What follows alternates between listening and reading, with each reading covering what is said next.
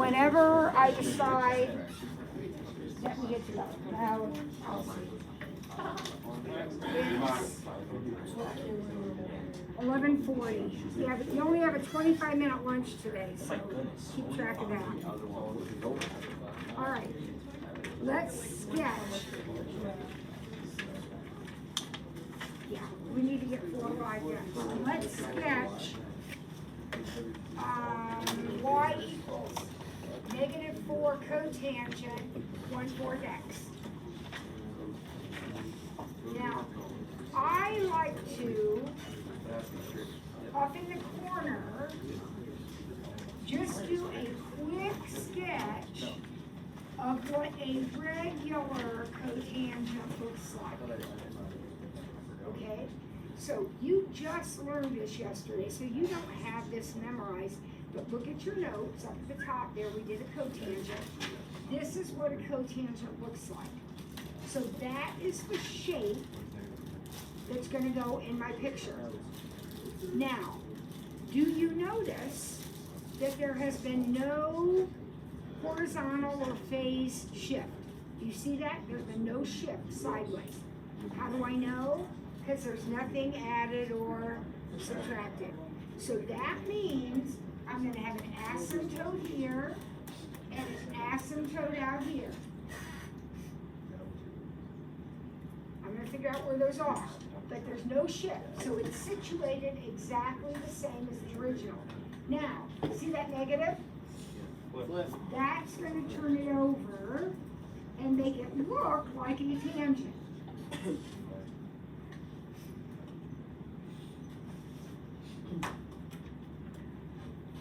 Right? Now, the period of a regular cotangent is pi. Tan and cotan have a period of pi. Everything else is 2 pi. But tan and cotan are pi. So the normal period is pi. What does this number do? Divides it. So pi divided by a fourth is 4 pi. Now that means that this distance is 4 pi. Well, if that's 0, then this has got to be 4 pi. And right smack dab in the middle of it will be 2 pi. Picture's done. That's it.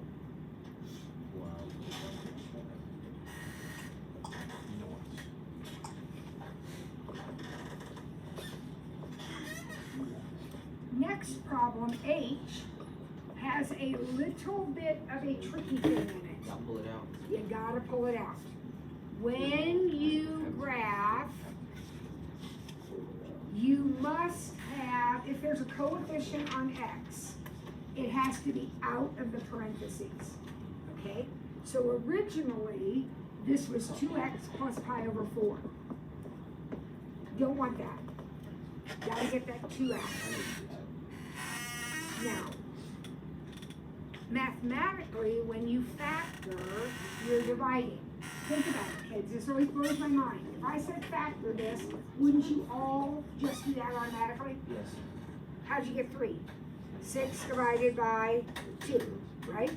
2 times 3 is 6, right? It's no different when there are pi's and fractions involved.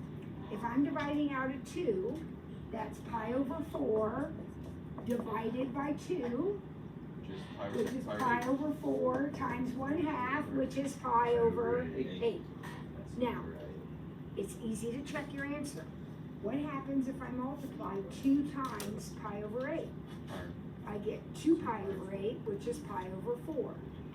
Sometimes kids will put a 2 here, because they'll see a 2 and a 4, and they'll put a 2 there. Well, what happens when I check that? Does that work out for me? No, so I know it's not right, right? So this was an 8. All right, now what does that mean? Well, first of all, being elderly, I cannot just graph a secant.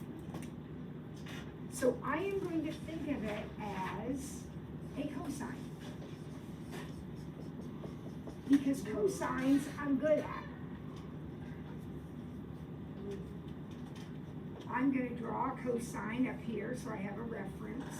That's what a cosine looks like. So that's the shape I'm going to draw.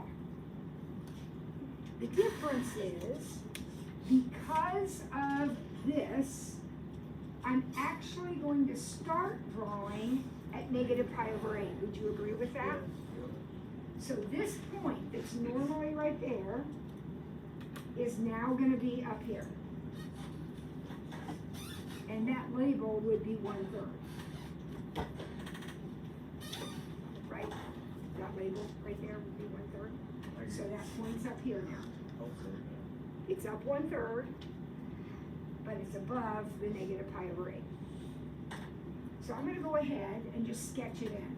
So I'm going to sketch in my cosine. There it is. Beautiful. It's going to end up here at 1/3, just like it started. And it's going to end 1 period after it starts. So it started at negative pi over 8. This is going to be negative pi over 8 plus a period. Well, what's my period? Well, the normal period is 2 pi. But this one got divided by 2. So 7, 8. So 9 pi over 8. 7 pi over 8. Watch it. 7 pi over 8. Oh. Because you're starting at a negative. And you're adding pi. So what is negative 1/8 plus a whole? Plus 1. 7 eighths. So this is going to be 7 pi over 8. How do you find your ending spot? Take your beginning point and add a period. Okay. Halfway in between, that would be right here. Negative 1 and 7 makes 6. Divided by 2 is 3 pi over 8.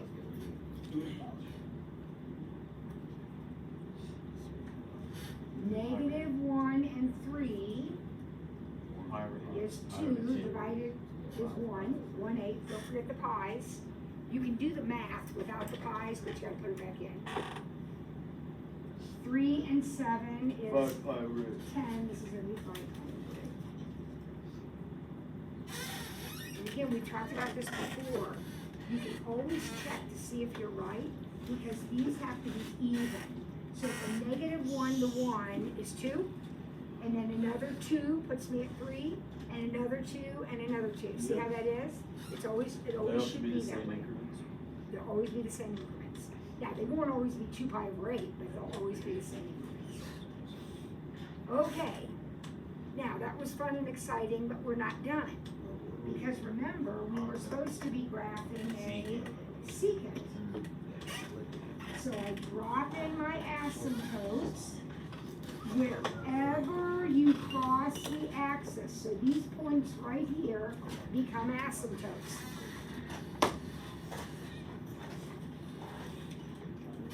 And then you make your parabolas.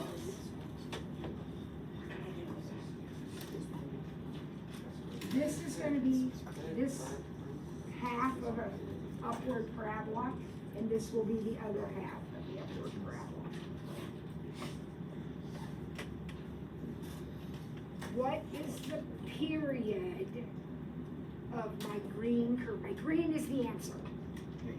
The period is pi. Right? We need to figure that out. Period's pi. What's my amplitude? There is no amplitude. None. Sine and cosine have amplitude. Nothing else has amplitude. Do I have any sideways or phase shift? Yeah. Left pi over 8 or negative pi over 8? Do I have any vertical shift?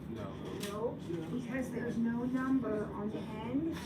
That would make a vertical shift. And if my period is pi, my frequency is 1 over pi. Remember, frequency is reciprocal of period. All right, did you keep up with all that? Yeah. We're going to do another one. We're going to do the last last one on this page, the last one is a, gosh, it's another secant? Could switch up the. Looks like we have cosecant on the next page. So we'll go ahead and do this secant. So we want y equals 2 secant 1/2 x minus pi over 6 plus 1. Now the good news is it's already factored out for me. Remember, if there's a coefficient on that x, it has to be factored out of the parentheses. It already is, so we're good to go. Would you be okay if I put a 2 and a negative 2 here? What's that mean? It goes up. Everything's gonna be up 1. So I'm gonna go ahead. Those three. Well, so it's gonna go up to 3 now. And actually, it's not gonna go all the way down to negative 2, it's only gonna go down to negative 1. So this is gonna be my high point, and this is gonna be my low point, because everything got lifted 1. Right?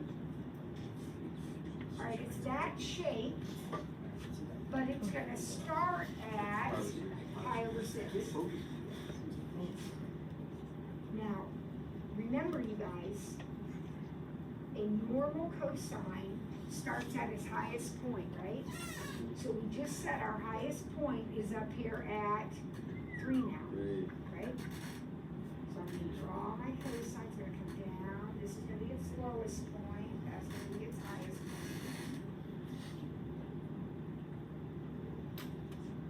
4, 5, 3.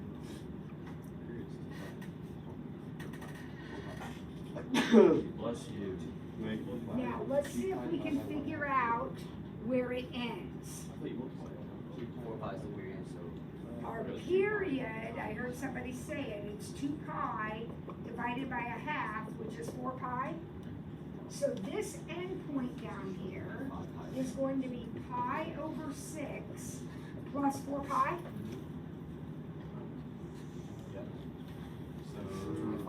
So 25 pi over 6.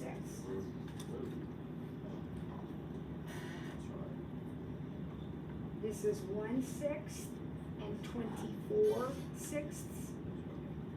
18, 6.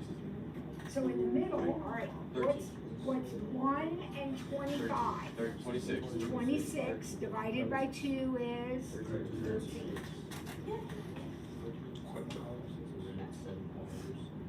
1 and 13 is 14 divided by 2 is 7. And then 13 and 25 is 38. Half of that's 19. Now again, how far is it from here to here? 6, 6? So another 6, another 6, another 6. You just have to average once, Yes. and then you can just Yeah, plus well, 6 plus 6 plus yeah, well, no, because this distance, you only have to have these 2 points, so you're gonna average to find that one. Yeah. But then you have to average again to find this one, because that's what you're gonna be adding. All right, so far so good? All right, we're not done. Now we have to draw our cosecant. Yeah, our secant, I mean. So, we're gonna have an asymptote right here, an asymptote right here,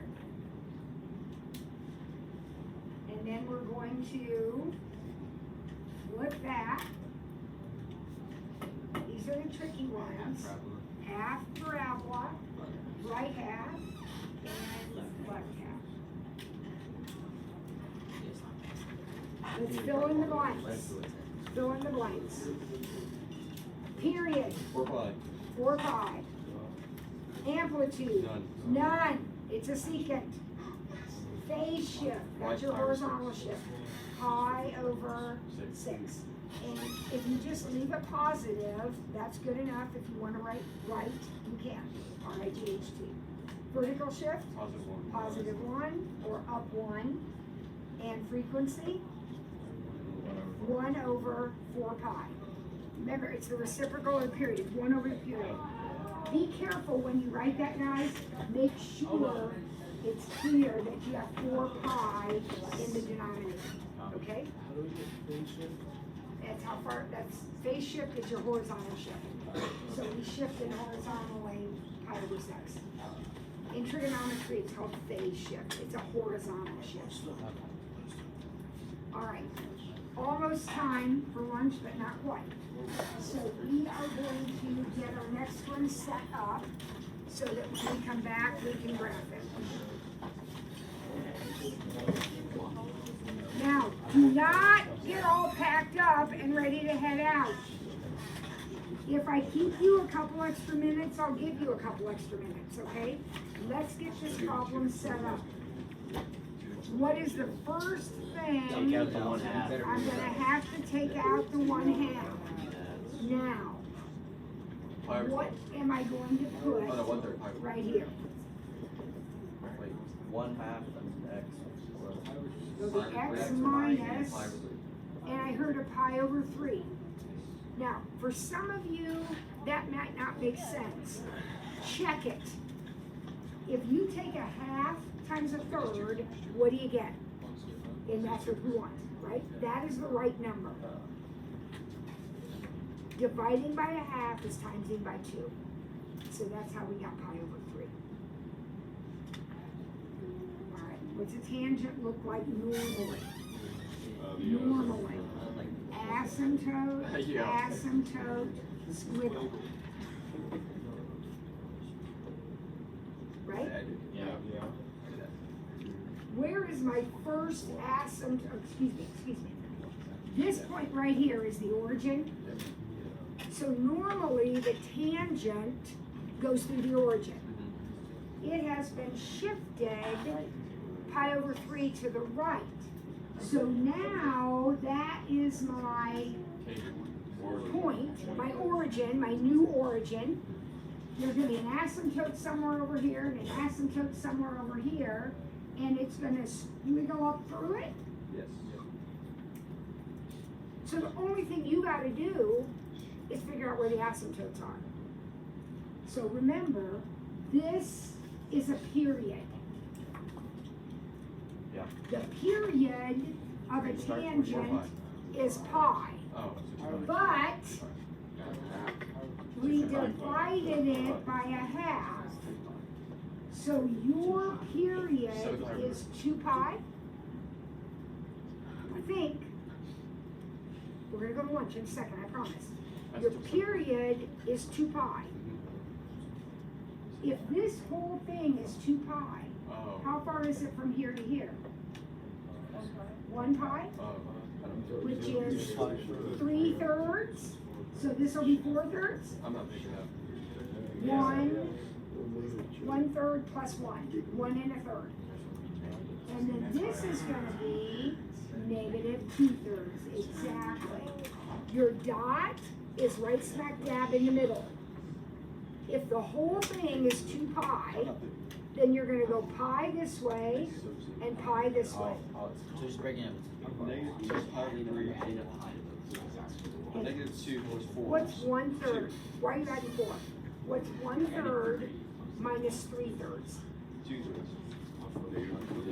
What's 1/3 plus 3/3? There you go. Well, why are we adding a pi to each side? Because this is in the middle, and the whole thing is 2. So you have to go 1 each way. All right, I want you back at, roll over, give me 2 extra minutes. 12:07. You're back at 12:07. 07. Watch the clock. 07. Oh, yeah. Aiden did able to help. Back here, all our people are absent. The walk.